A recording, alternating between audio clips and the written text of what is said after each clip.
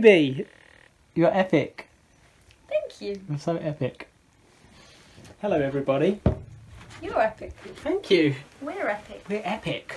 This stone is epic. Look at it. It's like so symmetrical in its little inner cubes. Got these little inner cubes of symmetrical magicalness, but then it's so unsymmetrical in its entirety. So this stone is our brother Manish's. Whoever knows Manish, our beautiful brother. And it's epic. And he's epic and he's in India at the moment. So here's to bring in Manish in, Yes. the energy of this video, and we'll let him tell you the story of this stone another time. Yes. But for today we wanted to talk about ever-changing potential of infinite creation, or to word differently, the title of this video, which is Cultivating Creation Using Sexual Energy. So, Cultivating creation using sexual energy. What do we mean by that? shall I go? Yeah. Also, creation energy is also known as chi, or prana, or life force energy, sakhem. Basically, it's the energy that can be cultivated usually through focus, breath, whatever, you know, to create some kind of life force, to stir up the life force inside of us. So they call it pranayama in Sanskrit. And pranayama means the control of life force. So it's like the controlling of our life force energy, which we do through breath. So I guess we could go straight into how do we do this? Well, how do we do this? Good question. If you are, as the board says, listen to the board, if you are the ever-changing potential of infinite creation, how do you cultivate that? How do you use your breath to cultivate that? So breath is a beautiful bridge, we like to say. You can do it walking around, doing your everyday chores. It happens, you know, you breathe unintentionally, but you can also breathe with intention.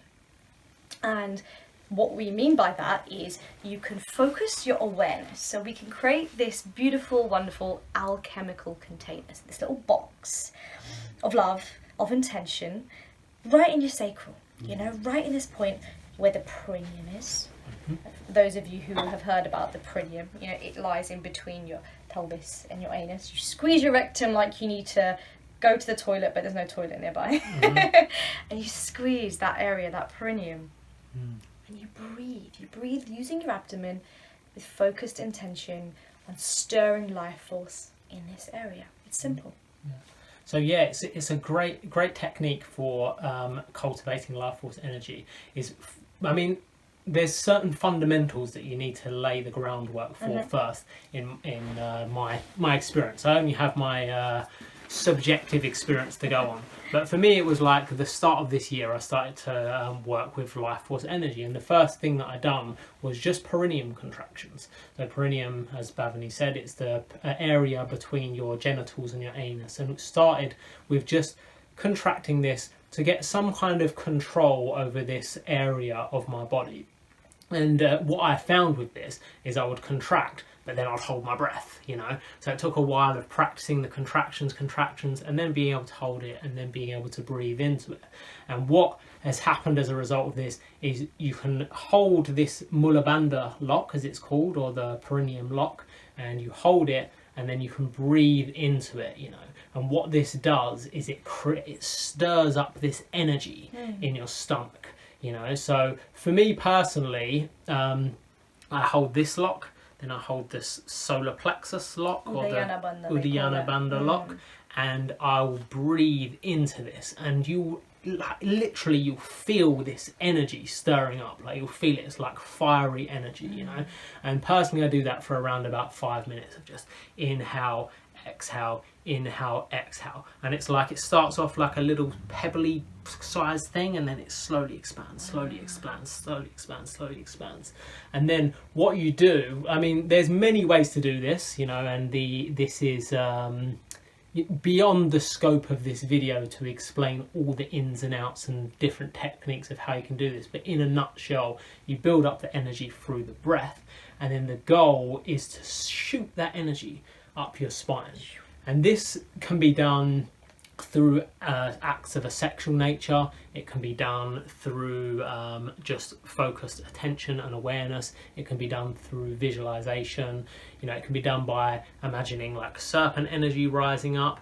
But a lot of it starts with the imagination, you know, like, because there's a very thin line between our imagination and reality, you know. So it's like when you can work and use your imagination, you can use your imagination to raise this energy up your spine. And what you want to be doing with it is, once you've built up the awareness, you know, and you send it up the spine, you want it to rest in the brain, you know. That's the pineal.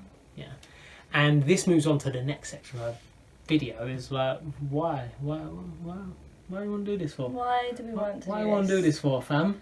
It's true. So there's a big talk all the time about, you know, transmuting and cultivating this sexual energy. You know, people don't use the word sexual energy anymore. You know, they use life force. So, you know, let's use the word life force. Or Sakhem. Or Sakhem, or prana. Yeah. You know, why? Why cultivate it? Why spend your time doing this in meditation? Well, we believe truly that life force is everything. You know, it's in everything. We are made of it.